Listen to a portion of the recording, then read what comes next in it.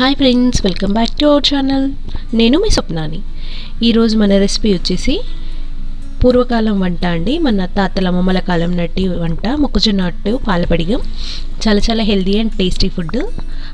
ప్రాసెస్లోకి వెళ్ళే ముందు ఎవరైతే నా వీడియో ఫస్ట్ టైం చూస్తున్నారో, ఇప్పటివరకు నా ఛానల్ ఎవరైతే సబ్స్క్రైబ్ చేసుకోలేదో వాళ్ళు వెంటనే మన ఛానల్ని సబ్స్క్రైబ్ చేసుకొని పక్కనే ఉన్న బెల్ ఐకాన్ని యాక్టివేట్ చేసుకొని ఆల్ ఆప్షన్ని క్లిక్ చేయండి. ఇలా ఆల్ ఆప్షన్ క్లిక్ చేయడం వల్ల నేను పెట్టే ప్రతి ఒక్క వీడియో నోటిఫికేషన్ రూపంలో ముందు మీకు చేరుతుంది. అందరికంటే ముందుగా వీడియో మీరే చూసేయచ్చు. ఇంకా ఆలస్యం చేయకుండా ప్రాసెస్లోకి వెళ్ళిపోదామా? ముందుగా మొక్కజొన్నల్ని ఒక 1 అవర్ వరకు ఈ విధంగా వాటర్లో నానబెట్టుకున్నానండి. ఈ విధంగా వాటర్లో నానబెట్టడం వల్ల ఏంటి అంటే మనము మిక్సీ చేసుకునేటప్పుడు మెత్తగా గ్రైండ్ అవుతుంది కదా, అందుకే నానబెట్టుకున్నాను. ఇప్పుడు వీటిని ఒక మిక్సీ జార్లోకి తీసుకొని మధ్యలో కొంచెం వాటర్ అనేది యాడ్ చేసుకుంటూ ఈ విధంగా ఫైన్ పేస్ట్ లాగా మిక్సీ పట్టుకోవాలి. ఇప్పుడు దీన్ని మనం ఒక మిక్సింగ్ బౌల్లోకి తీసుకుందాము.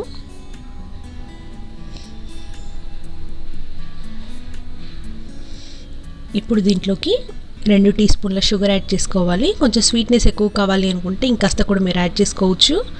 మనం పాలపడిగంలో కూడా షుగర్ వేస్తాం కాబట్టి నేను ఇక్కడ కొంచెం తక్కువగా వేసుకున్నాను. చిటికెడు సాల్ట్ కూడా వేసుకోవాలి. ఎప్పుడైనా స్వీట్లో సాల్ట్ అనేది ఉంటే కాస్త టేస్ట్ ఇంకా బాగుంటుంది కదా. ఈ విధంగా కొంచెం వాటర్ యాడ్ చేసుకొని మన పిండి కన్సిస్టెన్సీ చూసుకొని పక్కన పెట్టేసుకొని ఒక 10 మినిట్స్ నాననివ్వాలి. 10 మినిట్స్ తర్వాత స్టవ్ పై ప్యాన్ పెట్టుకొని దాంట్లో కొంచెం ఆయిల్ అనేది స్ప్రెడ్ చేసుకొని ఈ విధంగా అట్టు వేసుకోవాలి.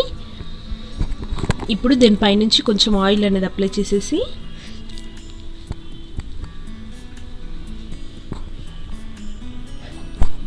పైనుండి ఒక మూత కానీ ఏదన్నా పెట్టాలి. ఇలా పెట్టడం వల్ల ఆవిరికి మన అట్టు అనేది చక్కగా ఉడుకుతుంది. కొంచెం మందంగానే వస్తుందండి ఇది. ఇప్పుడు చూడండి, మన అట్టు అనేది కాలిందో లేదో ఒకసారి చెక్ చేసుకొని ఈ విధంగా సైడ్స్ అన్నీ మెల్లిగా కదిలిస్తూ అట్టుని టర్న్ చేసుకోవాలి.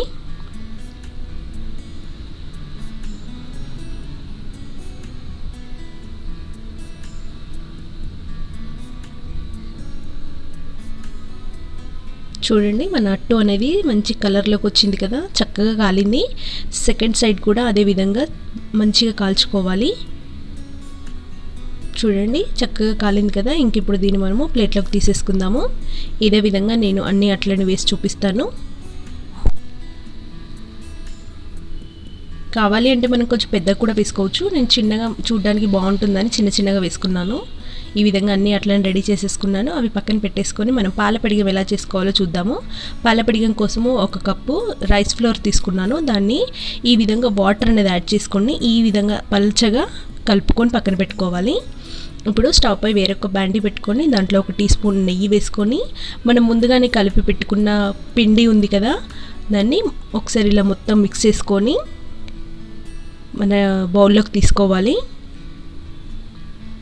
బౌల్లో వేసేసుకుని కలుపుతూనే ఇది దగ్గరికి క్రీమీ టెక్స్చర్ వచ్చేంత వరకు మనం కలుపుతూనే ఉండాలి. ఇదంతా కూడా మనము మీడియం ఫ్లేమ్లో పెట్టి చేసుకోవాలి. చూడండి, మన పిండి అనేది దగ్గర అవుతుంది కదా, చక్కగా ఉడికి చిక్కగా అవుతూ ఉంటుంది. చూడండి, ఇప్పుడు దీన్ని ఇలాగే కలుపుతూ ఇంకొక 2-3 మినిట్స్ ఈ విధంగానే కలుపుతూ ఉడికించాలి. కలపకుండా మనం పక్కకి జరిగితే మాత్రం కింద అడుగంటుతుంది ఫ్రెండ్స్. అందుకే స్టవ్ దగ్గరే ఉండి కలుపుతూనే ఉండాలి. ఇప్పుడు దీంట్లోకి 1 కప్పు షుగర్ యాడ్ చేసుకున్నాను. షుగర్ వేసాక కూడా ఒక 2-3 మినిట్స్ ఈ విధంగానే కలుపుతూ ఉండాలి. చూడండి, ఇది పాలపడిగం అనేది రెడీ అయిపోతుంది. చూడండి, అంత దగ్గర అయిపోతుంది కదా. ఈ విధంగానే మనం ఊకే తిప్పుతూనే దీన్ని మనం రెడీ చేసుకోవాలి, లేదంటే కింద అడుగంటుతుంది. ఇప్పుడు దీంట్లోకి ఇలాచీ పౌడర్ వేసుకోవాలి. ఇష్టం ఉంటే వేసుకోండి, లేకపోతే లేదు. జస్ట్ ఫ్లేవర్ కోసం వేసుకొని అంత బాగా కలిపేసి ఇంకా దీన్ని స్టవ్ ఆఫ్ చేసేసుకొని మనము సర్వింగ్ ప్లేట్లోకి తీసేసుకొని నేను సర్వ్ చేసి చూపిస్తాను. ఈ విధంగా ఈ పాలపడిగంలో మన మొక్కజొన్న అట్టు పెట్టుకొని తింటే టేస్ట్ చాలా బాగుంటుంది ఫ్రెండ్స్. ఇది మన అమ్మమ్మల కాలం నాడు ఈ విధంగానే తినేవాళ్ళు. మీకు నచ్చినట్లయితే మీరు ట్రై చేసి టేస్ట్ ఎలా ఉందో కామెంట్స్ రూపంలో తెలియచేయండి. నా వీడియో కనుక మీకు నచ్చినట్లయితే ఒక లైక్ కొట్టండి, మీ ఫ్రెండ్స్కి షేర్ చేయండి. అలాగే నా ఛానల్ని సబ్స్క్రైబ్ చేసుకోండి. Thank you for watching.